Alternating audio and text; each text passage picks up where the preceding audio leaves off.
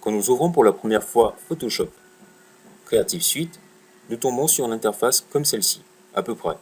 Donc je précise que j'utilise la version CS6 de Photoshop Extended. Donc ici, nous avons le panneau menu, donc le menu, une barre d'options,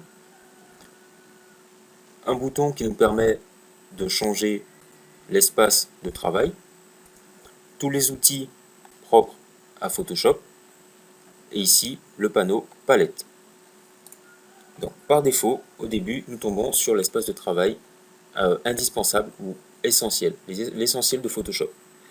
Ce qui va nous permettre de réaliser tout ce qu'il va déjà nous afficher, tous les outils et tous les panneaux qui nous seront nécessaires à la réalisation de quelconque document.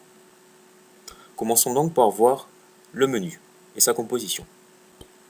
Donc pour me rendre sur le menu, il me suffit tout simplement d'aller ici et en passant la souris sur chacun des textes ici présents, on voit qu'il est en surbrillance. Donc on va commencer par fichier, ici. Donc en cliquant sur fichier, on voit que j'ai la possibilité de créer un nouveau document, ouvrir un document, l'ouvrir en tant qu'objet dynamique, l'ouvrir avec bridge également, fermer le document ou fermer tous les documents ouverts, enregistrer le document au format par défaut PSD, qui est le format de Photoshop, l'enregistrer sous, au format GIF, JPEG, etc. Archiver le document, l'enregistrer pour les périphériques web, pour les appareils web, importer un document ou un fichier, et importer les documents spécifiques, notamment pour les vidéos ou autres. On a la possibilité aussi de quitter Photoshop. Donc, si par exemple vous utilisez un stylet ou vous n'avez pas de souris USB ou autre, vous avez aussi la possibilité, pour avoir un gain de temps, d'accéder à ce menu. Donc, il vous suffit d'appuyer sur la touche Alt de votre clavier, comme ceci. Vous voyez tout de suite que par défaut, j'ai le bouton Fichier sélectionné.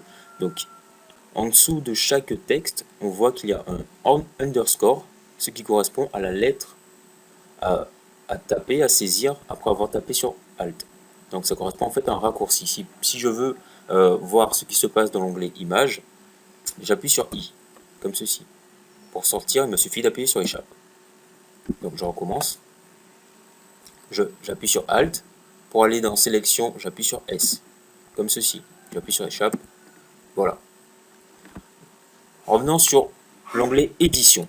Donc l'onglet Édition va vous permettre, entre autres, de couper, copier, coller, coller de façon spécifique, copier de façon spécifique votre document, donc ce qui se trouve dans le document.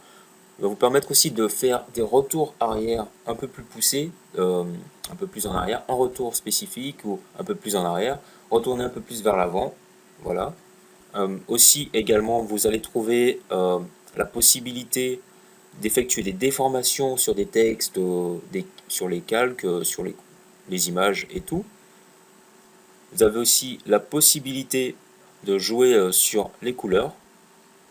Il y a aussi les raccourcis clavier, le menu, donc jouer sur ajouter ou modifier un peu le menu, et là, dans les préférences, donc les options qui vont vous permettre de mieux gérer votre Photoshop, notamment les performances et l'interface et autres. Donc, nous allons voir cela dans une prochaine vidéo.